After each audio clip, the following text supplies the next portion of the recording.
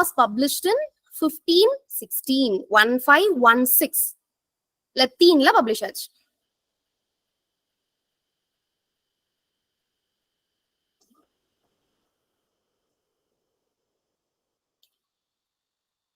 And this Latin work was translated in English by Ralph Robinson. This is net question. Who translated Thomas More's Utopia in English? Right? Option 4 கொடுத்திருந்தோம். The answer is Ralph Robinson. Ralph Robinson is actually son-in-law of Thomas More. மருமகன் தான். Son-in-law of Thomas More. Clear? Yes, ma'am. Okay.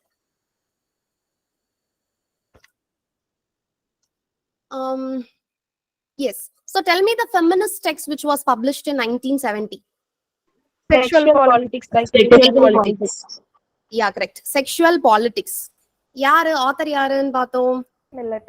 Kate Millett. Kate Millett. Correct. Kate Millett. Just a minute, I'm sharing my screen. Yeah, good. Late Millett illa Kate Millett. I guess spelling mistake. Okay. Typing error. I hope you can able to see the screen. Yes, ma'am. Okay. So I stopped here, right? So Kate Millett sexual politics எழுதுறதுக்கு ஒரு particular work வந்து influenza இருக்கும் அப்படின்னு பார்த்தோம். என்ன work? Second sex. Yeah, correct. Correct. Second Sex by Simone de Beauvoir, who was a French existentialist and a philosopher. Right? Simone de Beauvoir, என்னதான் அது வந்து it is actually a perfect feminist text. Okay? Feminism தான் பேசியிருப்பாங்க. But அவங்க வாழ்நாள்ல she didn't even agree that she was a feminist. சரியா? Criticisation வரும் அப்படிங்கிற பயத்திலையா என்னன்னு தெரியல. பட் வாழ்க்கையில அவங்கள feminist அப்படின்னு அவங்க அக்செப்ட் பண்ணவே இல்லை. She just said that she was a philosopher. Okay? And she was also an existentialist. Right? She had a lifelong affair with some other writer. Can you name him? Jean-Paul Sartre. Correct.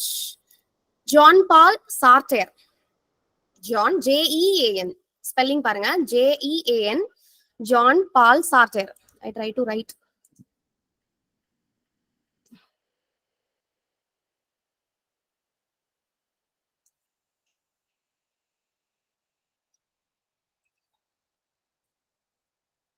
Sartre. S-A-R-T-R. ரொம்ப மோசமா இருக்கு. I'll spell it. S-A-R-T-R-E. Sartre. John Paul Sartre. Okay. Okay. When the Second Sex was published? 1949. 1949. Correct. 1949. So who won Nobel Prize in 1949? William Faulkner. Correct. Very correct. William Faulkner.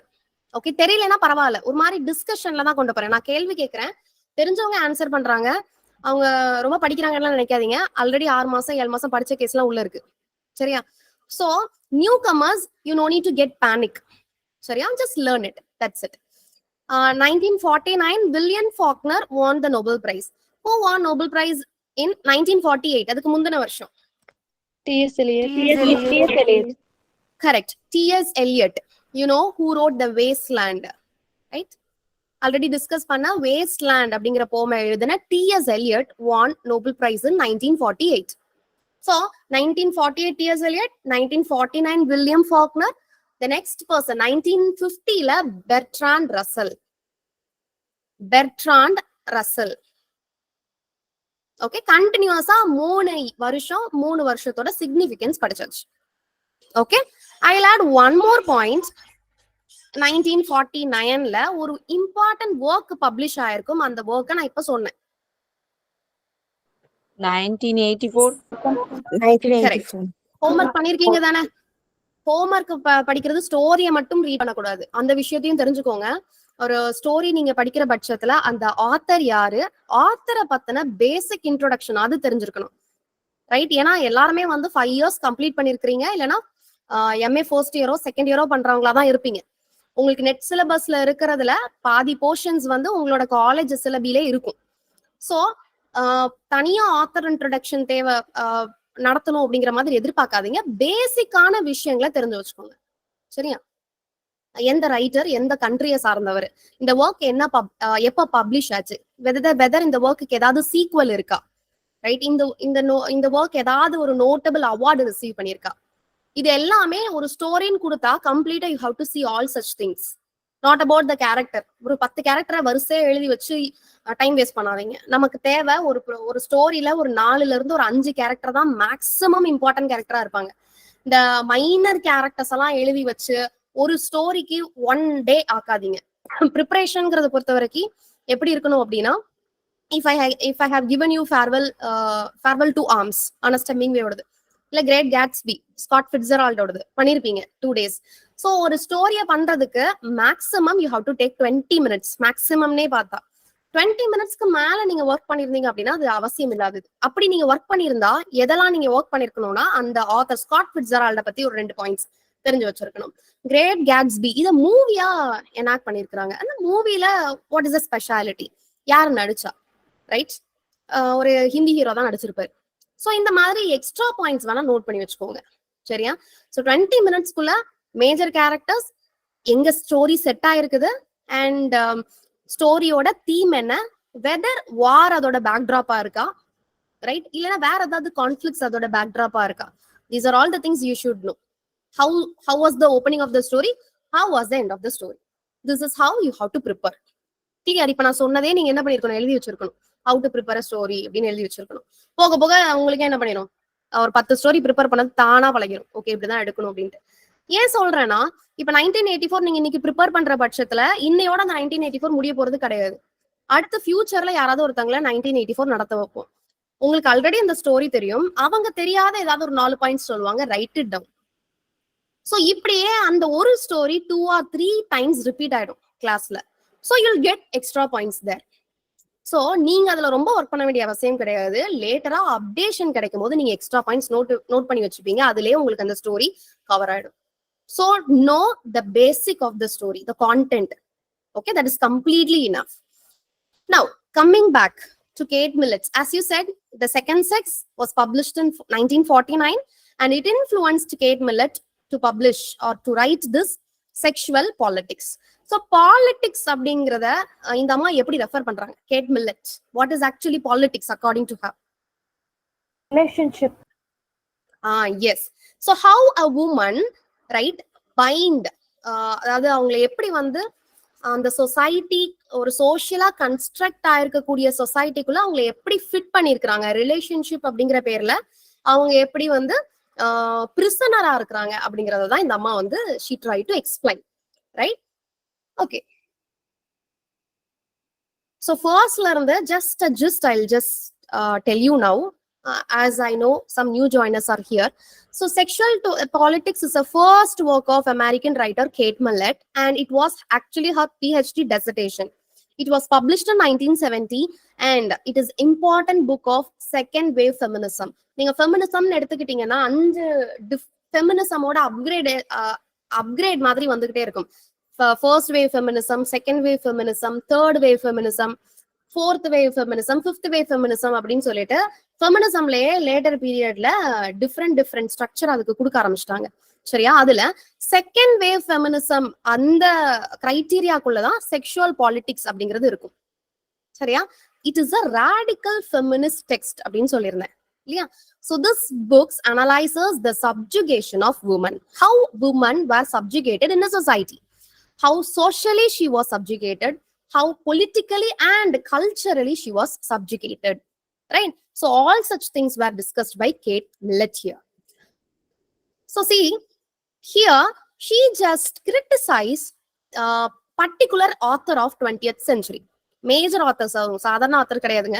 D.H. Lawrence, who was a renowned 20th century writer. You know Henry Miller and Norman Mailer, very important American writers. So இந்த ஆட்களை புடிச்சு வச்சுட்டு இந்த அம்மா பயங்கரமா திட்டுது sexual பாலிடிக்ஸ்ல. என்ன மாதிரியான writings இந்த ரைட்டர்ஸ் எழுதுறாங்க, செக்ஸிஸ்ட் அப்படிங்கிற மாதிரி கிரிட்டிசைஸ் பண்ணுது. சரியா? ஏன் if you take the work of D.H. Lawrence, for example, எல்லாருக்குமே ஒரு work காமனா தெரிஞ்சிருக்கும், Sons and Lovers. You see, நீங்க Sons and Lovers-உம் எடுத்துக்கலாம், Lady Chatterley's Lover-உம் எடுத்துக்கலாம். You know, Lady Chatterley's Lover by D.H. Lawrence is a banned work. You know what is mean by banned? B-A-N-N-E-D. Banned-na அந்த work-அ publish பண்ண விடாம தடை பண்றதுதான் நான் என்னன்னு சொல்லுவோம், banned work அப்படின்னு சொல்லுவோம். So, what is the banned work of D.H. Lawrence? அப்படின்னு கேட்டா the answer is Lady Chatterley's Lover. சரியா? why it was banned? Actually அந்த டைம்ல அந்த ஒர்க் வந்து ரொம்பவே அப்சீனா இருந்தது அப்படிங்கிற மாதிரி சொல்லியிருக்கிறாங்க. ஓகே, சோ அதனாலேயே அப்சீனிட்டி ட்ரையல்ல இந்த டிஹெச் லாரன்ஸோட லேடி சாட்டர்லி லவர்ஸ் வந்து கிராஸ் பண்ணிருக்கும். சரியா? அப்சீன் ட்ரையல் எழுதி வச்சுக்கோங்க, ஃபார் அப்சீனிட்டி ட்ரையல். டிஹெச் லாரன்ஸோட லேடி சாட்டர்லீஸ் லவர். அப்படி என்ன அந்த கதை அப்படின்னு பாத்தீங்கன்னா, ஒரு அப்பர் கிளாஸ் லேடி இருப்பாங்க, ரைட்? ஹஸ்பண்டுக்கு வந்து ஒரு பர்டிகுலர் அக்கேஷன்ல பேரலைஸ் ஆயிடும், பாடி கம்ப்ளீட்டா இடுப்புக்கு கீழே பேரலைஸ் ஆயிடும். ஸோ அவங்களால செல்ஃபா எந்த வேலையுமே பண்ண முடியாது, மற்றவங்களை டிபெண்ட் பண்ணி இருக்கிற மாதிரியான சிச்சுவேஷன் தான் அந்த அப்பர் கிளாஸ் லேடியோட ஹஸ்பண்டுக்கு. ஸோ இப்போ அந்த அப்பர் கிளாஸ் லேடிக்கு ஹஸ்பண்ட் மேல இருந்த ஈர்ப்பு கொஞ்சம் கொஞ்சமா குறைஞ்சு ஒரு game keeper who actually belonged to lower class of that time. So அந்த கேம் கீப்பர் மேல ஒரு விதமான interest. So upper middle class lady, she had an affair with a lower class man. Okay, so how this affair comes to an end? Everything were detailedly described by D.H. Lawrence. So இதுல இந்த அம்மா சொல்லுது, gate millet என்ன point இங்க வைக்கிறாங்கன்னா, how D.H. Lawrence present that woman character. Her name is Constance. Okay, Lady Chatterley அப்படின்னு refer பண்ணக்கூடிய அந்த மென், அந்த உமனோட பேர் என்ன அப்படின்னா constants. So how D.H. Lawrence portrayed that woman? She was actually very weak, right? நீங்க எடுத்துக்கிட்டீங்க அப்படின்னா, கான்ஸ்டன்ஸ் ஃபர்ஸ்ட் ஹஸ்பண்ட் மேல அன்பா இருப்பா. ஹஸ்பண்ட் பேரலைஸ் ஆனதுக்கு அப்புறம் her emotions turned towards a gamekeeper. அவன் Oliver, his name is Oliver. When that Olive, he started to tempt him or seduce Constance. வேற வழி இல்லாம என்ன பண்ணிடுவா, she just turned her emotion towards him. So எந்த மாதிரியான ஒரு வீக் கேரக்டரா, ஒரு செக்ஸிஸ்ட் விமனா டிஹெச் லாரன்ஸ் அந்த கான்ஸ்டன்ட போர்ட்ரே பண்ணிருக்கிறாரு இல்லையா? So I'm just giving you an example. She didn't mention Lady Chatterley lovers. D.H. Lawrence ஓட எல்லா ஒர்க்கையுமே அந்த அம்மா அப்படிதான் சொல்லுது. He was a sexist. Through his work, we can able to see that. அப்படிங்கிற மாதிரி அந்த அம்மா she is giving an accusation. So நான் ஒரு எக்ஸாம்பிளுக்காக I'm just presenting Lady Chatterley's lover. Okay, and the same thing happened in Sons and Lovers also. Sons and Lovers is another novel by D.H. Lawrence. Very important. You should read the summary. So Sons and Lovers பொறுத்த வரைக்கும் பாத்தீங்கன்னா, ஒரு அம்மா இருக்கும், பையன் பேரு பால் moral, right? அம்மா பேரு ஜெட்ரூட். சரியா? சோ அம்மாக்கு ஹஸ்பண்ட் சரியான ட்ரங்கடா இருப்பான். சோ என்ன சொல்றாங்க அப்படின்னா, ஆக்சுவலா Sons and Lovers is an autobiographical work of D.H. Lawrence ன்னு சொல்றாங்க, ரைட்? அப்பா ஆக்சுவலா D.H. Lawrenceோட அப்பாவுமே என்னது, he was actually a drunkard. Okay, so mostly Sons and Lovers is an autobiographical work of D.H. Lawrence அப்படின்னு சொல்றாங்க. So know that too. And do you know D.H. Lawrence அவர் ஆக்சுவலா ஃப்ரெடா அப்படிங்கிற ஒரு பொண்ணை கல்யாணம் பண்ணிருப்பாரு. அந்த ஃப்ரெடா யாரு அப்படின்னு பாத்தீங்கன்னா, மேரிட் ஆன லேடி. அதுவும் யாரோட ஒய்ஃப் அப்படின்னு பாத்தீங்கன்னா, D.H. Lawrenceோட ப்ரொஃபசர் ஒய்ஃப் தான் யாரு, ஃப்ரெடா. சோ இந்த அம்மாவை கூட்டிட்டு D.H. Lawrence என்ன பண்ணிருப்பாரு, ஓடி போய் தான் கல்யாணம் பண்ணிருப்பாரு, right? So many autobiographical elements you can find in Sons and Lovers. Like as I told you, D.H. Lawrence father was a drunkard. Similarly, Paul Morrell, who was a protagonist in Sons and Lovers, father was also a drunkard. D.H. Lawrence had an Oedipus complex with his mother, right? So same thing happened in Sons and Lovers also. Paul Morrell had an attraction towards or an extreme affection towards his mom. Okay, so that is how we adha nam enna solluvom, Oedipus complex அப்படிங்கிற மாதிரி சொல்லுவோம். I hope you know about that. So you know, ஜெட்ரூட பொறுத்த வரைக்கும் பாத்தீங்கன்னா husband இல்ல. So first பையன் மேல ஒரு விதமான அஃபெக்ஷன் இருக்கும். அந்த ஃபர்ஸ்ட் பையன் தூரமா போயிருவான். அதுக்கப்புறம் அவன் அந்த ஜெட்ரூட் என்ன பண்ணுவா, அவளோட அஃபெக்ஷன்ஸ பால் மாரல் மேல காட்டுவா. சோ இந்த டைம்ல அம்மா மேல ரொம்ப அஃபெக்ஷனா இருந்தவன் அண்ணன் மேலதான் அம்மாக்கு ரொம்ப பாசம் அப்படிங்கறத தெரிஞ்சுக்கிட்டான். அம்மா மேல அஃபெக்ஷன்ஸ் எதிர்பார்த்துட்டே இருக்கான். ஆன் த அதர் ஹேண்ட் ஒரு 2 டிஃப்ரெண்ட் உமனை அவன் மீட் பண்ணுவான். சரியா? ஒரு லேடி பாத்தீங்க அப்படின்னா ஒரு நார்மல் மெய்டு, நார்மல் வேலை பார்க்கக்கூடிய ஒரு பொண்ணுதான். இன்னொரு லேடி யாரு அப்படின்னு கேட்டீங்கன்னா கல்யாணம் ஆன ஒரு லேடி. சோ இவங்க 2 பேருக்குமே அஃபேர் இருக்கும் பால் மாரலோட. Okay, so till the end Paul Morel என்ன பண்ணுவான் அப்படின்னா 2 பேருமே ஏத்துக்க மாட்டான். But he had an affair, right? So இப்போ பாத்தீங்க அப்படின்னா அந்த 2 விமனுக்குமே தெரியும் Paul Morel he was not actually honest with them, but still they continued their affair with him. How he portrayed a woman like that, right? So these are all the questions, right, were in the mind of Kate Millett. Okay, so adha na just examples மூலமா I'm just conveying it to you. So பாருங்க, so not only D.H. Lawrence, she also criticized Henry Miller, Norman Mailer. You should know the author's name exactly. Why? Because they'll ask like that. In the workல இந்த அம்மா யாரெல்லாம் criticise பண்ணாங்க அப்படின்னு சொல்லிட்டு ஒரு 4 option, confusing option கொடுப்பான். சரியா? 3 set authors நேமா உங்களுக்கு வந்து லிஸ்ட்ல இருக்கும். அதுல வந்து ஹென்ரி மில்லர் இருக்கும், டிஹெச் லாரன்ஸ் இருக்கும். நார்மன் மெய்லரை தூக்கிட்டு அதுக்கு பதிலா ட்ரூமேன் கேப்போட்டே அப்படின்னு சொல்லிட்டு வேற ஒரு ஆத்தரை போடுவாங்க. சோ ஒரு ஆத்தரா இந்த ஆத்தரா அப்படிங்கிற மாதிரியான ஸ்டேட்டுக்கு நீங்க போக கூடாது. எப்ப கேட்டாலும் ஃபார் ஷியோர் இதுதான் ஆன்சருங்கிற அளவுக்கு நீங்க படிக்கணும். So DH Lawrence, Henry Miller, Norman mailer were criticized as sexist by Kate Millett in her sexual politics. Okay, I hope it is clear.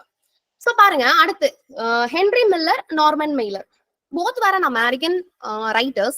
So Norman Mailer, he wrote a work, I guess Tropic of Capricorn, right, which is actually an disgusting work, to be frank, right? So many things like themes, நிறைய themes அதோட backdrop இருக்கும். இதுல drugs இருக்கும், right, affairs இருக்கும், right? There will be a concept of sex, everything were there in Tropic of Capricorn, right? Such an obscene work it was. Okay, so பாருங்க அடுத்து what is her name? Kate Millett. She argues that these authors view and discuss sex in a patriarchal and sexist way. Okay, so through the character she'll just explain this. அடுத்து பாருங்க, she applauds homosexual writer John Jennett. John Jennett is another influential writer of 20th century. He was homosexual, obviously. 20th century writers and பாத்தீங்கன்னா mostly homosexual தான் இருப்பாங்க. சரியா? Bisexual writers are there. Ernest Hemingway, he was an homosexual writer. Even someone claimed that Shakespeare was also homosexual. Christopher Marlowe was a homosexual. Somerset Maugham, 20th century writer, right? நிறைய பேரை homosexual writers தான் சொல்லுவாங்க. சரியா? So இவரை பத்தி தெரிஞ்சு வச்சுக்கோங்க. John ஜெனட்டோட writings வந்து அந்த மாதிரி இருக்காது அப்படின்னு சொல்லிட்டு அந்த அம்மா வந்து she is actually praising John Jennett's work. And she also discussed about Sigmund Freud, George Meredith, John Ruskin, John Stuart Mill, J.S. Mill. Have you heard his name before? J.S. Mill. Subjection of women. Subjugation of women. Yeah, very good. Yesterday I told his work, right? The subjugation of women or subjection of women அப்படின்னு சொல்லிட்டு அந்த ஒர்க்கையும் இந்த author எழுதின இன்டென்ஷனையும் நம்ம discuss பண்ணிருக்கோம், right? George Meredith, he wrote a kind of sonnet. Can you name that sonnet? George Meredith sonnet. Modern love sonnet. Yeah. தெரிஞ்சு வச்சுக்கோங்க. George Meredith wrote a 16-line sonnet called Modern Love. I'm going a little deviation. சரியா? இப்போ gate மில்லட்டோடல இருந்து கொஞ்சம் deviation போறேன். Sonnets பத்தி பார்க்கலாம். You know what is mean by sonnet, right? ஒரு 14 லைன்ஸ் ஒரு ஸ்மால் போமா தான் நம்ம என்னன்னு சொல்லுவோம், சானட் அப்படின்னு சொல்லுவோம். சானட்னாலே 14 லைன்ஸ் தான் இருக்கணும். உங்களுக்கு கொஸ்டின் 16 லைன்ஸ் சானட் யார் எழுதிருப்பா, 10.5 லைன்ஸ் ஆர் 11 லைன்ஸ் சானட் யார் எழுதிருப்பாங்கிற மாதிரி இருக்கும். சரியா? ஷேக்ஸ்பியருமே 14 லைன்ஸ் சானட் எழுதிருப்பாரு, 19 லைன்ஸ் சானட் எழுதிருப்பாரு, 13 லைன்ஸ் சானட் எழுதிருப்பாரு. So you should know all such things. I repeat, George Meredith wrote Modern Love Sonnet. Modern Love Sonnet consists of 16 lines. Similarly, another writer called G.M. Hopkins G.M. Hopkins. Hopkins. I try to write with my hand. Hopkins. Okay. So he wrote Curtal Sonnet. Consist of 10.5 lines or 11 lines. ரெண்டுல எது கொடுத்தாலும் சரிதான். 10.5 or 11 lines. G.M. Hopkins wrote Curtal Sonnets.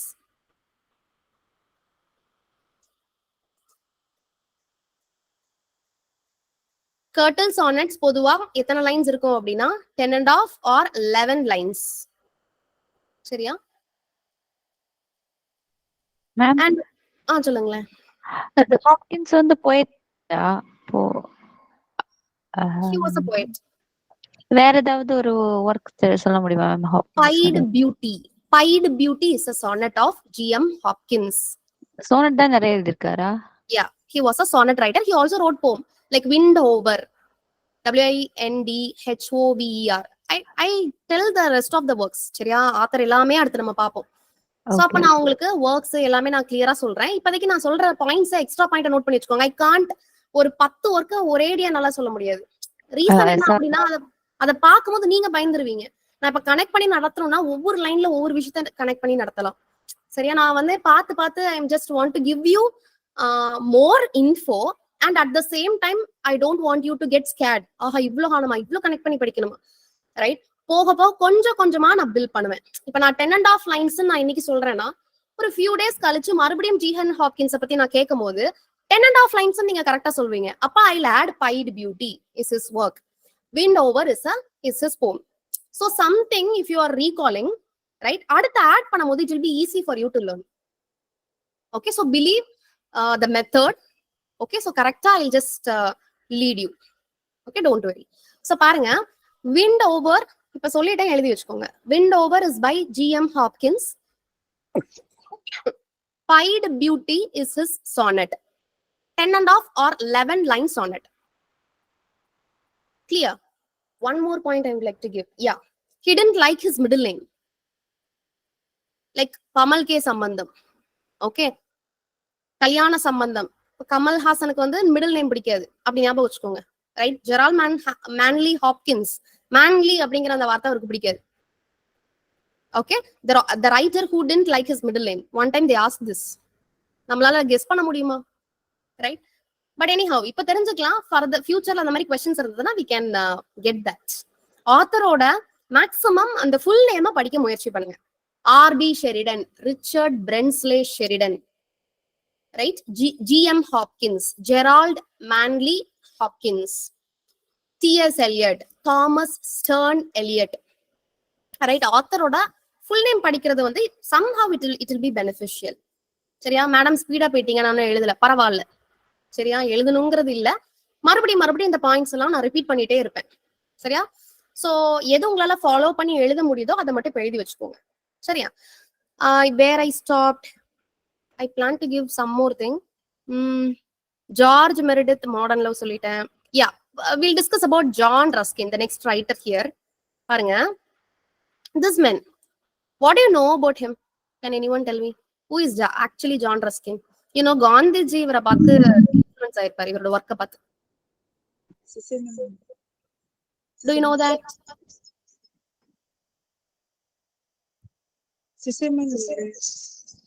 என்னப்பா கேட்கலையே எனக்கு.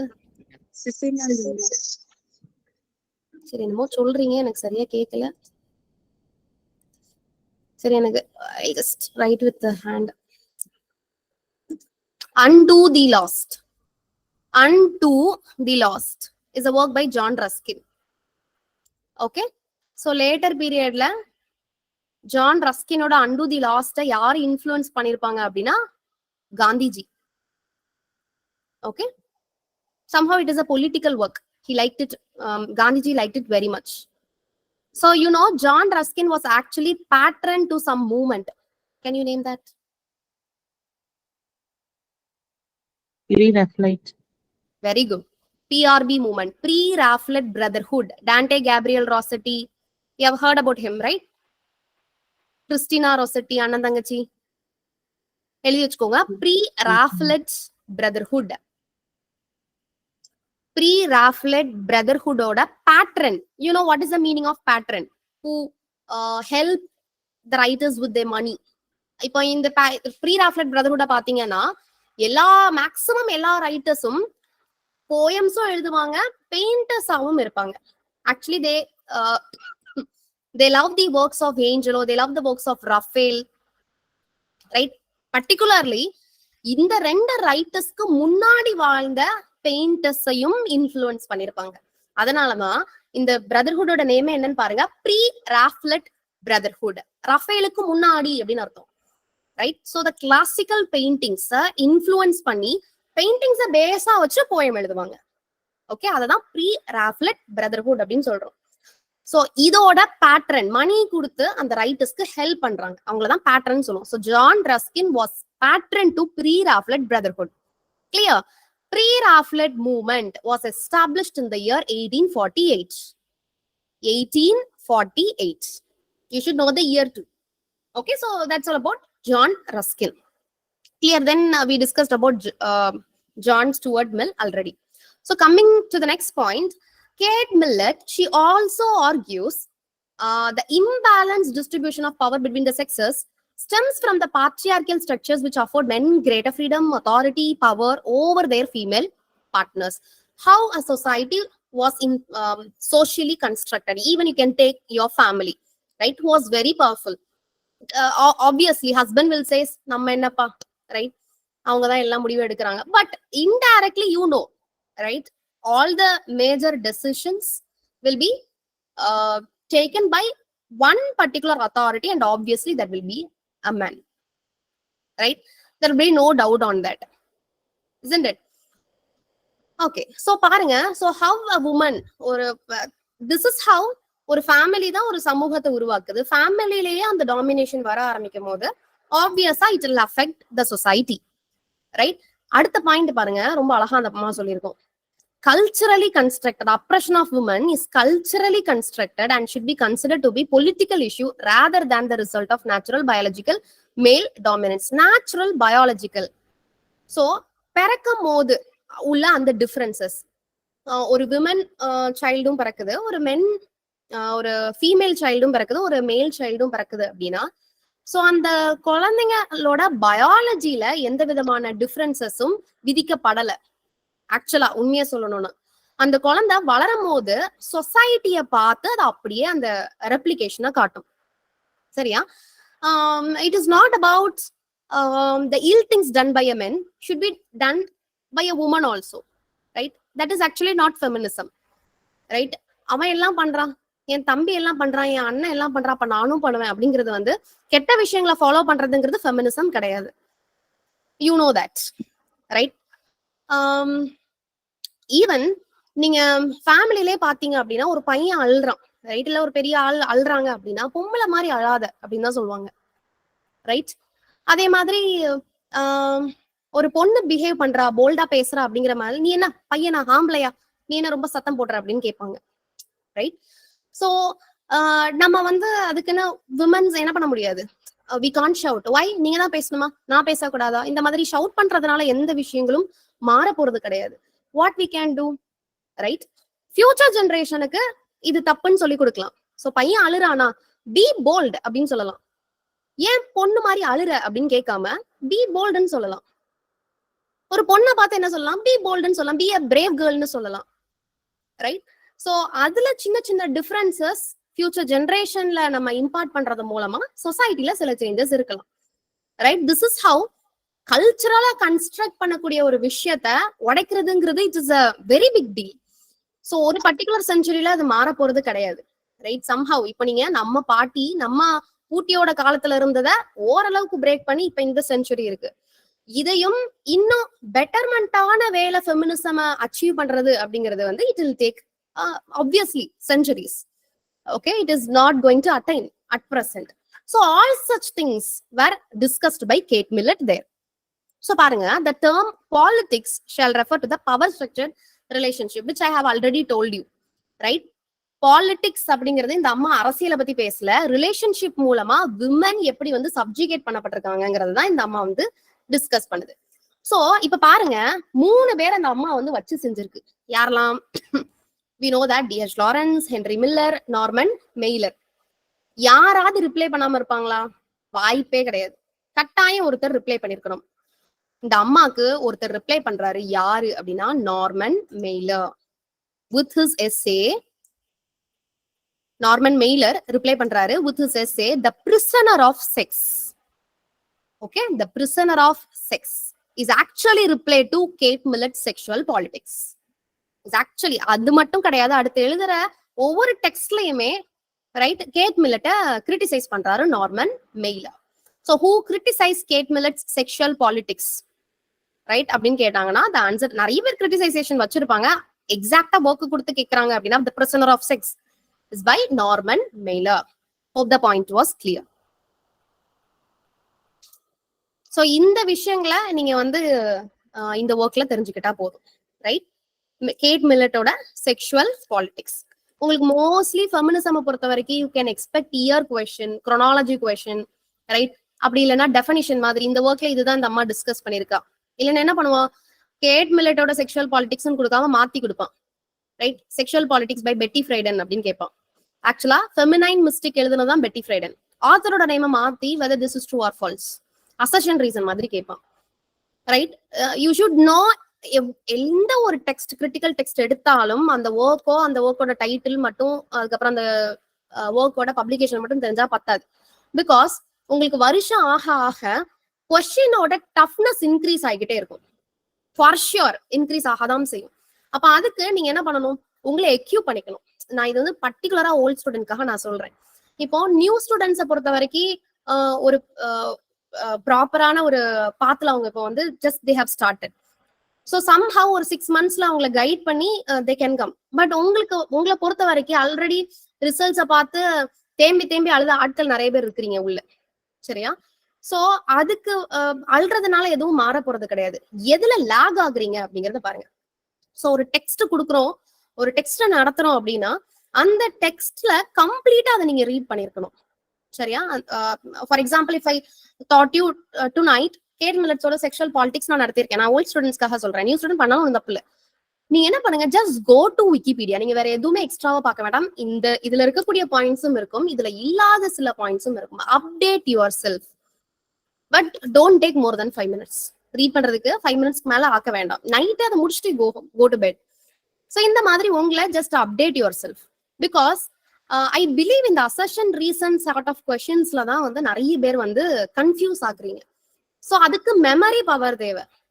கண்டினியூஸா recall பண்ணிக்கிட்டே இருக்கணும், சரியா? படிக்கிறத இன்னைக்கு படிக்கிறத இல்லைன்னா ஃபார் எக்ஸாம்பிள் திங்கக்கிழமையில இருந்து நீங்க வெள்ளிக்கிழமை வரைக்கும் படிக்கிறீங்க, சரியா? சனிக்கிழமை 5 daysல நீங்க என்ன படிச்சீங்களோ அதுக்குன்னு ஒரு டைம் ஸ்பெண்ட் பண்ணுங்க. ஒரு 2 to 3 hours தாராளமா ஸ்பெண்ட் பண்ணுங்க. ஐயோ படிச்சதே படிக்கணுமே தயவு செஞ்சு நினைக்காதீங்க. அதுக்காக தான் ரிவிஷன் செஷன் குரூஷியல்னு மறுபடியும் சொல்றோம். ரிவைஸ் பண்ணதான் மெமரியில ஸ்டோர் ஆகும், சரியா? உங்களுக்கு இப்ப படிச்சது நல்லா படிக்கிற மாதிரி இருக்கும், நல்ல ஞாபகம் இருக்கிற மாதிரி இருக்கும். 2 வாரம் அதை நீங்க தொடாமலே இருந்தீங்க அப்படின்னா 2 வாரம் கழிச்சு மறுபடியும் முதல்ல இருந்து படிக்கிற மாதிரி இருக்கும், சரியா? Because we have experienced all such things. அதுக்கப்புறம் தான் நெட் கிளியர் பண்ணிருக்கோம். சோ இந்த மிஸ்டேக்கை நீங்க பண்ணக்கூடாதுங்கிறதுக்காக தான் I'm just telling you. If you are smart you should learn from other persons mistake. Okay, believe that you are smart. அப்படி இல்லைன்னா ஸ்மார்ட்டா இனிமேல் இருக்கணும்னாவது என்ன பண்ணுங்க, முயற்சி பண்ணுங்க, சரியா? So learn from other people's mistakes. What are the mistakes we have done? I have done personally. I'm just telling you, right? Believe in my techniques, in my methods. Definitely you people will clear. சரியா? ஒரு கான்ஃபிடென்ட்டா இருங்க. பாடத்தை பார்த்ததும் ஒரு 10 பேஜை பார்த்ததுமே இன்னும் நிறைய படிக்கிறதுக்கு இருக்கே, புக்கை பார்த்ததுமே பயப்படுறீங்க. 4 புக்கு தான், ரைட்? நீங்க இன்னும் லிட்ரேச்சர் நடத்துற ஆட்கள் எல்லாம் பாத்தீங்க அப்படின்னா செட்டா புக்கு கொடுக்குறாங்க. இன்னையா அந்த புக்ல இருக்குங்கிற அளவுக்கு இருக்கு, சரியா? சோ ஒரு 4 புக்ஸ் தான் கொடுக்குறோம். அது போக சில எக்ஸ்ட்ரா டெக்ஸ்ட், சில எக்ஸ்ட்ரா ஒர்க்ஸ் கொடுக்குறோம். ரொம்பவே கம்மி தான், சரியா? புக்ஸ் வரதுக்கு முன்னாடியில எல்லாமே ரிட்டர்ன் நோட்ஸ் தான். பிள்ளைங்க வந்து வரிசையா எல்லா புக்ஸையும் எல்லா நோட்ஸையும் இப்போ நோட்டா எழுதும். ஸோ உங்க கையில புக்ஸ் இருக்கு, ஸோ வேலிடா அதை யூஸ் பண்ணுங்க. And one more thing, books வந்து இன்னைக்கு தான் டிஸ்பேச் ஆயிருக்கு, சரியா? ஃபார் 2 weeks முன்னாடி அட்மிஷன் போட்டவங்க தெரிஞ்சு வச்சுக்கோங்க. கண்டினியூஸ் அட்மிஷன்ஸ் இருந்ததுனால கொரியர் ப்ராசஸ் வந்து இன்னைக்குதான் ஃபுல்ஃபில் ஆயிருக்கு. சரியா? ஸோ லாஸ்ட் 2 வீக்ஸ்ல அட்மிஷன் போட்டவங்க இன்னும் புக் வரலையே நீங்க திங்க் பண்ண வேண்டாம். In another 2 days you'll receive your books. சரியா? Don't worry. ரொம்ப டிஸ்டன்ஸ், ஃபார் எக்ஸாம்பிள் இப்ப கன்னியாகுமரி, திருச்சிலாம் இருக்கிறீங்க, தஞ்சாவூருங்கும் போது ஒரு 1 or 2 day கொஞ்சம் தேவைப்படும். ஸோ அதனால ஹாவ் சம் பேஷன்ஸ். ஏன்னா அதனாலதான் நாங்க என்ன பண்றோம், புக்கை தொடாம other than that we are actually discussing. It is not in their book. It is actually not there in your book. If a Kate Millett or sexual participation, you have to take notes. Not everything. Have a keyword. Keyword மட்டும் note பண்ணி என்ன பண்ணி வச்சுக்கோங்க, எழுதி வச்சுக்கோங்க. Okay. I have an interesting topic. But feminine mysticism start பண்ணி விட்டுட்டு I'll go to that. சரியா? For another 15 minutes. Right? Classicism பத்தி பார்க்க போறோம். சரியா? Which is actually a foundation for literature. English லிட்ரேச்சர்னு இல்ல, இங்கிலீஷ் அதாவது ரெனைசான்ஸ் பீரியட் வரைக்கும், ரெனைசான்ஸ் பீரியட்ல இருந்து நான் உங்களுக்கு ஸ்டார்ட் பண்ணேன். ஓல்ட் இங்கிலீஷ், மிடில் இங்கிலீஷ், ரெனைசான்ஸ்ல இருந்து இன்ட்ரோடக்ஷன் கொடுத்தேன். பட் இங்கிலீஷ் லிட்ரேச்சருக்கு பேசிக்ஸ் அப்படின்னு பாத்தீங்கன்னா கிளாசிசிசம். சரியா? அதுலயுமே நம்ம வந்து கிரீக் டெக்ஸ்ட் இருக்கு, ரோமன் டெக்ஸ்ட் இருக்கு. ஸோ அதை பத்தின ஒரு பேசிக் இன்ட்ரோடக்ஷன் அடுத்த ஒரு 5 minutesக்கு நான் கொடுப்பேன். சரியா? So after this text, so பாருங்க, another important text of feminism, Feminine Mystique. Super text. Betty ஃப்ரைடனோட எக்ஸலண்ட் ஃபெமினிஸ்ட் டெக்ஸ்ட் தான் எனது Feminine Mystique, which was published in 1963. Okay. And what about quiz today? எல்லாரும் அட்டெண்ட் பண்ணீங்களா இன்னைக்குள்ள quiz? Yes, ma'am. Okay, great. கொஞ்சம் quiz work எப்படி இருந்தது? quiz ஹெல்ப்ஃபுல்லா இருக்கா? கொஞ்சம் சொல்லலாமா? What do you think? quiz worksலாம் பண்றது பிடிச்சிருக்கா? Yes, ma'am. Yes, ma'am. Suggestions? Yes, ma'am. Okay. So எத்தனை பேர் ப்ராப்பரா யூட்டிலைஸ் பண்றீங்க? எல்லாமே யூட்டிலைஸ் பண்றீங்க. Great, great. Super. So a few more things we try to implement. சரியா? another ஒரு வீக்ல கம்ப்ளீட்டா என்கேஜ் பண்ற மாதிரி ஆன்லைன் கேண்டிடேட்ஸ்க்குமே இன்னும் ரொம்ப, இப்ப நீங்க ஆஃப்லைன்ல வந்துட்டீங்க அப்படின்னா வந்து கம்ப்ளீட்டா நீங்க என்கேஜ் ஆயிடுவீங்க. ஸோ ஆன்லைன் கேண்டிடேட்ஸையுமே ஈக்குவலா என்கேஜ் பண்றதுக்காக we are taking some initiative. But என்ன அப்படின்னா, ஆஃப்லைன் வரவங்கள நாங்க பிடிச்சிருவோம். சரியா? பக்கத்துல வச்சோ மண்டையில குட்டியோ அப்படிலாம் பண்ண மாட்டோம், சும்மா சொல்றேன். ஸோ எப்படியாவது we'll just make them to learn. ஆன்லைன்ல உள்ளவங்க நீங்களா கொஞ்சம் செல்ஃப் மோட்டிவேட் பண்ணி படிங்க. சரி? அந்த ஒர்க் அன்னைக்கு முடிச்சிடணும் அப்படிங்கறதுல ரொம்ப உறுதியா இருந்துட்டு முடிச்சுட்டு go to bed, go to sleep. சரியா? ஒரு வைராகியமா இருங்க. சரியா? கிளியர் பண்ணணும். எவ்வளவோ வாழ்க்கையில என்ன பண்ணிருப்போம், எல்லாருமே அசிங்கப்பட்டிருக்க மாட்டீங்க. But still I would like to tell, சில சமயம் சில பேர் ஆவரேஜ் ஸ்டூடெண்ட்ஸ் இருப்பாங்க, பிலோ ஆவரேஜ் ஸ்டூடெண்ட்ஸ் இருப்பாங்க. இவ்வளவு பெரிய எக்ஸாம் நீ எப்படி கிளியர் பண்ணுவேன், டிமோட்டிவேட் பண்றதுக்குனே ஒரு 10 ஆட்கள் நம்மளை சுத்தி இருக்கும். சரியா? Not everybody will be like our parents or a good friends around us or a good tutors around us. Right? நம்மளை கிரிட்டிசைஸ் பண்றதுக்குன்னு ஒரு குரூப் இருக்கும். Right? we no need to reply to them instantly. நீ என்ன பேசுறியா உடனே நான் அவனுக்கு reply பண்ணணுங்கிற அவசியம் இல்லை. through our patience, through our result, we can give a slam to them. So அதை நல்ல மைண்ட்ல வச்சுக்கோங்க. உங்க கெரியருக்கான ஒரு விஷயங்கிறதுல ரொம்ப கான்சியஸா இருங்க. முக்கியமா இந்த லேப்டாப், இந்த மொபைல், அதை மட்டும் தயவு செஞ்சு கொஞ்ச நாளுக்கு ஒதுக்கி வைங்க. சரியா? ஒரு 2 நாள் எப்படியாவது கஷ்டப்பட்டு இந்த மொபைல் எடுக்காம இருந்தாலே you know there will be lot of changes will happen. இன்னொரு விஷயம், டைமே பத்த மாட்டேங்குது அப்படிங்கிறவங்களுக்கு ஒரே ஒரு விஷயம் தான் சொல்லணும். முக்கியமா இந்த காலேஜ் போற ஸ்டூடெண்ட், ரைட், நைட்டு 12 மணி வரைக்கும் படுத்துட்டு எல்லாம் ஏதாவது ஒரு மூவியை பார்த்துட்டு, வெப் சீரிஸை பார்த்துட்டு, ஃப்ரெண்ட்ஸ்ட மொக்க போட்டு சேட் பண்ணிட்டு இந்த மாதிரி இருக்கக்கூடிய கேண்டிடேட்ஸ்க்கு என்ன சொல்றேன்னா, உங்களோட டைம் ஒரு பர்டிகுலர் விஷயத்துக்காக நீங்க அலோகேட் பண்றீங்க. டு என்கேஜ் யூ, மொபைல் பார்க்கணும் அப்படின்னா ஒரு பர்டிகுலர் சார்ட் ஆஃப் டைம் அதுக்குன்னு வச்சுக்கோங்க. 10:30க்கு முன்னாடி தயவு செஞ்சு தூங்க போயிடுங்க. 10:30க்கு அப்புறம் தூங்க போயிடுங்க. அதுக்கு மேல மொபைல் யூஸ் பண்ணாதீங்க. அண்ட் காலையில நீங்க 8 மணிக்கு எந்திக்கிறதா இருந்தா 7:45 எந்திங்க. சரியா? 7:30க்கு எந்திரிக்கிறதா இருந்தா 7:15 எந்திங்க. ஒன்னும் இல்ல, இது வந்து ஒருத்தர் வந்து ஒரு இன்டர்வியூ நான் பார்க்கும்போது அவர் சொன்ன ஒரு விஷயம் தான். Right? He was actually a genius. அவரு லைஃப்ல எப்படி சார் இவ்வளவு சக்சஸ்ஃபுல்லா இருக்கிறீங்க அப்படிங்கிற மாதிரி ஒருத்தர் கேள்வி கேட்கிறாரு. அதுக்கு அவர் சொன்ன ஒரே விஷயம் ஒண்ணு இல்லைங்க, நான் வழக்கமா சின்ன வயசுல நான் வழக்கமா எந்திக்கிற டைமை விட 15 நிமிஷம் முன்னாடி எந்திச்சேன், என் வாழ்க்கை நல்லா ஆயிடுச்சு அப்படிங்கிற மாதிரி சொன்னார். சரியா? சோ அதை நீங்க கொஞ்சம் ஃபாலோ தான் பண்ணி பாருங்களேன். சரியா? நான் ட்ரை பண்ணேன். நான் ஐ ஹவ் கிளியர்ட் நெட். அதை பார்த்ததுக்கு அப்புறம் தான் யூனோ சம் மோட்டிவேஷன். எப்பவுமே நம்மளே மோட்டிவேட் பண்ணிட்டு இருக்க முடியாது. சில மோட்டிவேஷன்ஸ் வந்து வெளியில இருந்து நமக்கு தேவைப்படும். சோ அந்த மாதிரியான ஒரு சின்ன விஷயம் தான், but it motivates me a lot. Okay, so somehow it help me. So இப்போ நான் அதை உங்களுக்கு சொல்றேன், ட்ரை பண்ணி பாருங்க. சரியா? 6 மணிக்கு எந்திக்கிறீங்கன்னா 5:45 எந்திங்க. 9 மணிக்கு எந்திச்சாலும் 8:45 எந்திங்க. சரி, ஒரு 10 நிமிஷம் ஏர்லியா எழுந்து பார்த்து நாளைக்கு ஏதாவது உருப்படியா பண்ணீங்களான்னு சொல்லுங்க. சரியா? Okay, so will discuss the topic. Feminine mistake, right? Okay, so as I told you, Betty Friedan ஓடது the feminine mistake. So now tell me, what is the meaning of mystique? ஒண்ணு இல்லைங்க, மிஸ்டீக் அப்படிங்கிறது என்னன்னா, it's not about mystery or mysterious events, right? Something is actually dominating a person or an object, right? ஏதோ ஒரு விஷயம் ஒரு பர்சனையோ இல்லைன்னா ஏதோ ஒரு ஆப்ஜெக்டையோ அதை டாமினேட் பண்ணுது, அதை சுத்தி இருக்குது அப்படின்னா அதை தான் நம்ம என்னன்னு சொல்லுவோம், மிஸ்டீக் அப்படின்னு சொல்றோம். இதுல பாருங்க, Feminine Mystique. Okay, so how a female is dominated by certain things. டாபிக்ல வந்து அந்த அம்மா என்னதான் பேச போகுது, உமனுக்கான பிரச்சனை என்னென்ன பிரச்சனைகள் அவங்க வந்து ஃபேஸ் பண்றாங்க சொசைட்டில அப்படிங்கறத அந்த அம்மா பேசுது. சரியா? சோ பாருங்க, ஃபர்ஸ்டே என்ன சொல்லுது பாருங்க, this book to challenge the widely shared belief. This is also comes under second wave feminism, like Kate Millet's sexual politics. பாருங்க, fulfillment as a woman had only one definition for American women after 1949, the housewife, mother. இப்ப பாருங்க, இந்த work எழுதின சமயத்துல it is 20th centuryல எழுதிருக்கிறாங்க இந்த அம்மா. So அந்த எரா எப்படி இருக்கும் அப்படிங்கறத நீங்க இப்ப பிரசன்ட்ல இருந்து கொஞ்சம் அப்படி பேக்ல போனாலே அந்த எரா எப்படி இருக்குங்கிறத உங்களால கெஸ் பண்ண முடியும்.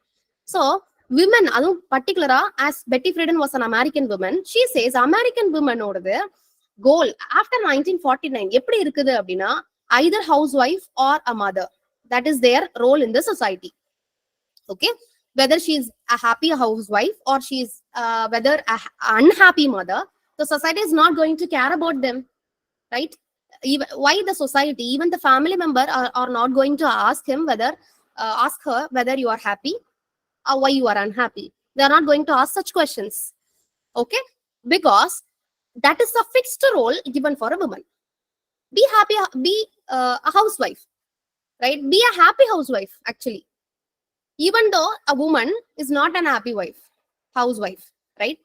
Similarly, like a mother, right? The phrase feminine mystique was coined by Betty Friedan. They'll ask like that, who coined the term feminine mystique? The answer is Betty Friedan. To describe the assumptions that women would be fulfilled from their housework, marriage, sexual lives and children, right? So you know, உங்க ஃபேமிலிலே வந்து you can categorise, right? ஒரு particular அக்கா, தெரிஞ்ச அக்கா இருப்பாங்க, என்னோட ஃபேமிலிலயும் இருக்கிறாங்க. So இப்ப பாத்தீங்கன்னா கம்ப்ளீட் பேக்ட் ஹவுஸ் ஒய்ஃபா இருப்பாங்க. சரியா?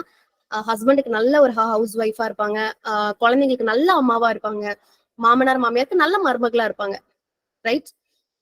Even my family members including my mom, my sister, my well wishers, எல்லா ஃபேமிலி மெம்பர்ஸுமே என்ன சொல்லுவாங்க அப்படின்னா, சார் என்ன பொண்ணு, ரொம்ப நல்ல பொண்ணு, ரைட்? அப்போ ரொம்ப நல்ல பொண்ணா இருக்கணும்னா what are the characters she should inherit, right? She should be an angel in the house. Who wrote Angel in the House?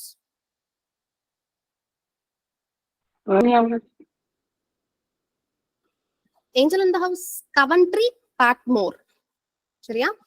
Coventry Patmore, Patmore. Angel in the House நெட்ல போட்டீங்கன்னா ஆத்தர் நேம் வந்துரும். சரியா? இப்போதைக்கு work மட்டும் எழுதிக்கோங்க. So that is how a woman should behave or a woman should live in a society. That is what mystique, right?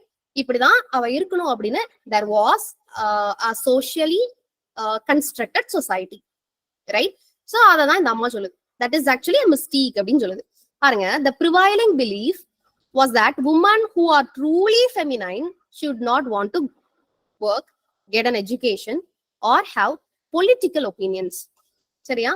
So பாருங்க, அந்த பொண்ணுக்கு ரொம்ப நல்ல பொண்ணுன்னு சொல்லிட்டாங்க. That is what actually she did. That is a medal she is actually getting. It is not important whether she is going to job. Right now what all they are asking, உங்க பொண்ணு வேலைக்கு போறாளா, உங்க மருமக வேலைக்கு போறாளான்னு கேக்குறாங்க. அந்த காலத்துல அப்படி வேலைக்கு அனுப்புறீங்களா அப்படின்னு தான் கேட்பாங்க. நிறைய பேர் கிராமத்துல இருக்கிற ஆட்களுக்கு தெரியும். சோ அவங்களுக்கு ஒர்க் தேவையில்ல. உமனை பொறுத்த வரைக்கும் அவங்களுக்கு ஒர்க் தேவையில்ல. ஆனா என்ன தேவை, கல்யாணம் ஆயிடுச்சா அப்படின்னு கேட்பாங்க. சரியா? கல்யாணம் ஆனதுக்கு அப்புறம் குழந்தை இருக்கா அப்படின்னு கேட்பாங்க. சரியா? ஃபர்ஸ்ட் குழந்தை பிறந்ததுக்கு அப்புறம் ரெண்டாவது குழந்தை எப்போ பிறக்கும் அப்படின்னு கேட்பாங்க. எந்த ஸ்கூல்ல அடுத்த கேள்வி. Society will frequently ask so many questions only on a woman, right? Not to a man, right? Even இப்பவும் கிராமத்துல பிராக்டிஸ் இருக்கு. யூ நோ தட் நிறைய பேர் வந்து ஈவன் எக்ஸ்பீரியன்ஸ் பண்ணிருப்பீங்க. உங்க ஃபேமிலி மெம்பர்ஸ் மூலமா வந்து நீங்க கண் கூட அதை பார்த்திருப்பீங்க, ரைட்? ஏதோ ஒரு நல்ல காரியத்துக்காக போகும்போது ஒரு விடோவோ ஒரு டெஸ்டிடியூடோ ஆப்போசிட்ல வந்தா, right, they return back to the home and they'll drink water and then they'll go, right? They consider that is unauspicious, isn't it? Still it was there in the practice. So how a woman was portrayed in the society, right? She should have or bindi vachirkanum, she should have a nuptial chain. Of course that is our culture, we have to follow. That is completely fine. I'm not going to talk about that, okay? It will be extreme radical feminism. I'm just stopping that, okay? பாருங்க அடுத்த point பாருங்க. Feminine mystic begins with an introduction.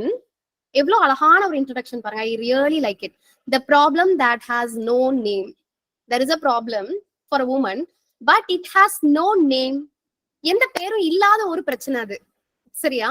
You know, as I told you in the beginning, a woman who was very happy, right? இப்ப சொன்னா இல்லையா, எங்க ஃபேமிலியில ஒரு அக்கா ரொம்ப நல்ல பொண்ணு அப்படின்னு எல்லாரும் சொல்ற அளவுக்கு அந்த அக்கா இருக்கிறாங்க, ரைட்? பட் அந்த அக்காட்ட பேசும்போது அந்த அக்காக்கான எண்ணம் என்ன இருக்கும் அப்படின்னு கேட்டீங்கன்னா, பேசும்போது இந்த மாதிரி ஏதாவது கோச்சிங் சென்டர்ல ஜாயின் பண்ணணும்னு இருக்கு, ஏதாவது ஒரு கவர்மெண்ட் ஜாப் எப்படியாவது அட்டைன் பண்ணிடணுங்கிற ஆசை இருக்கு, ஆனா முடிய மாட்டேங்குது, பசங்களை பாக்குறதுக்கே சரியா இருக்குன்னு சொல்றாங்க.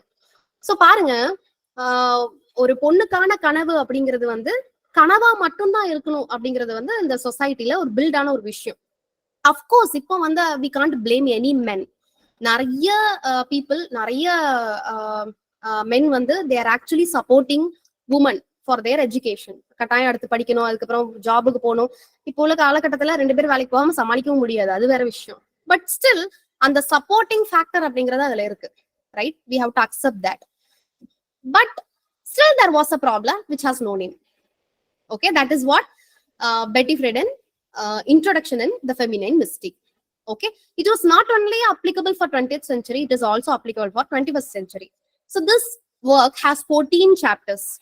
Okay, so ஒவ்வொரு சாப்டர்ஸும் டீடைல்டா டிஸ்கிரைப் பண்ணணுங்கிறது இல்ல, but still I have given, நீங்க ஸ்கிரீன்ஷாட் எடுத்து வச்சுக்கோங்க. ஒரு பர்டிகுலர் விஷயங்களை தான் இந்த அம்மா வேற வேற விதத்துல டிஸ்கஸ் பண்ணிருப்பாங்க. சரியா? நான் இவ்வளவு பெருசா எந்த ஒர்க்குமே நான் நடத்த மாட்டேன், but I want this should be read by everybody. Okay, that's why நிறைய ஃபீமேல் கேண்டிடேட்ஸ் இருக்கிறீங்க. So just read it, such an interesting work. First சாப்டர்ல பாருங்க, questioning average age of marriage was dropping, the portion of women attending college was decreasing and the birth rate was increasing. So first சாப்டர்ல American உமனோட கல்யாண வயசு அப்படிங்கிறது எந்த லெவல்ல இருக்கு, எத்தனை உமனை காலேஜுக்கு அனுப்புறாங்க, எத்தனை உமன் குழந்தை பெத்துக்கிறாங்க, ரைட்? இந்த 3 விஷயத்தையும் டிஸ்கஸ் பண்ணுது. Unhappy woman persisted. எல்லாரும் வெளியில சந்தோஷமா இருக்கிறாங்கன்னு நினைக்கிற அந்த உமன் உண்மையா சந்தோஷமா இல்ல, அது இன்னும் அந்த பிரச்சனை இருக்கதான் செய்யுது அப்படிங்கிறாங்க. Insisted that fulfilment for women could be found in marriage and housewife. இதுதான் நம்ம பார்த்தோம். ஒரு பெண் எப்போ முழுமை அடைகிறாள்? அவள் தாயாகும் போது, right? What is silly thing. Of course it is a blessing. சரி, அதை நான் கிரிட்டிசைஸ் பண்ணல, but woman is actually complete, men is actually complete. Okay, husband and wife ஹாப்பியா இருக்கும்போது of course they both were complete, right? So it doesn't mean that if she is a housewife she was actually fulfilled her womanhood. It's not like that, right? So paranga, I want something more than my husband and my children and my home. This is a voice of every woman in the society, right? இப்படிதான் பெட்டி ஃப்ரீடன் சொல்றாங்க. You can expect quote like that. Quotes கேட்பான், I want something more than my husband, my children and my home, right? It shows that she wants to explore new things. It might be too, right? Even you say நம்ம ஃபேமிலியில பசங்க, இப்ப for example உங்க அம்மாவே எடுத்துக்கோங்க, வீட்டுல பசங்க இல்ல, அவங்க மட்டும்தான் வீட்டுல இருக்கிறாங்க, ஹஸ்பண்ட் வெளியில வேலைக்கு போயிட்டாங்க அப்படின்னா they won't cook for her self. அவங்களுக்கு பிடிச்சதை சரி இன்னைக்கு நம்ம பொதுவா பசங்களுக்கு பிடிச்சதா செஞ்சு கொடுக்குறோம், ஹஸ்பண்ட் பிடிச்சதா செஞ்சு கொடுக்குறோம், நமக்காக இன்னைக்கு செஞ்சு சாப்பிடணும் எந்த அம்மாவும் பண்ண மாட்டாங்க, ரைட்? வை? பிகாஸ் எதுக்கு நமக்குன்னு தனியா சமைச்சுக்கிட்டு, ரைட்? அந்த தாட் வந்து it was actually built from her childhood. அவங்க அம்மா அப்படிதான் பிஹேவ் பண்ணிருப்பாங்க. வளரும் போது எல்லா உமனும் பிஹேவ் பண்றத பாத்திருப்பாங்க. அதுக்கப்புறம் ஒரு சர்டன் ஏஜ் அட்டைன் பண்ணும்போது அதுல இருந்திருப்பாங்க. சோ அப்படியாவே மாறிடுவாங்க.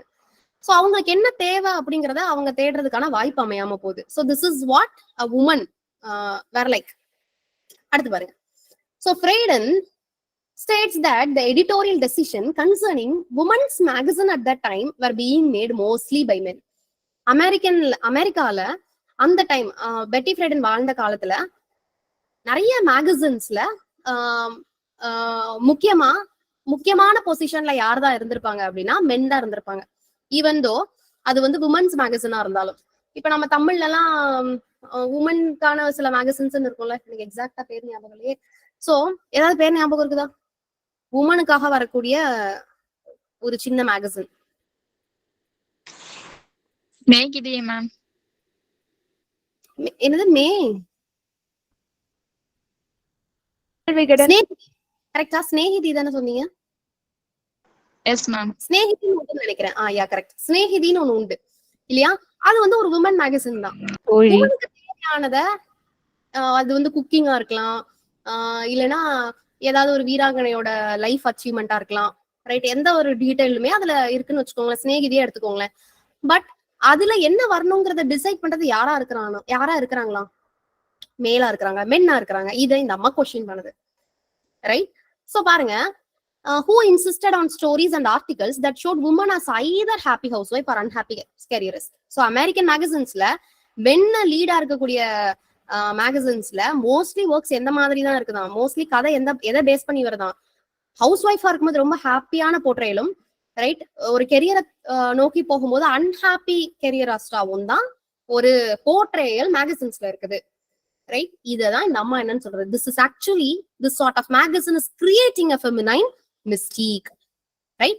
So நிறைய விமன் சின்ன வயசுலயே 18-19 வயசுல கூட என்ன பண்ண, நம்ம கடமை முடியட்டும் அப்படிங்கிறதுக்காகவே கல்யாணம் பண்ணி கொடுக்கறத ரெடியா இருக்கிறாங்க பேரண்ட்ஸ், ரைட்? அந்த பொண்ணோட உடம்பு வந்து அடுத்து ஒரு சைல்ட் பர்த்தை தாங்குமா அப்படிங்கிறது கூட யோசிக்காத சமூகத்துல இருந்துதான் வந்திருக்கும், right? So still it was not a new thing. It is not happening in India, right? It is actually happening all around the world. That is what she is asking, right?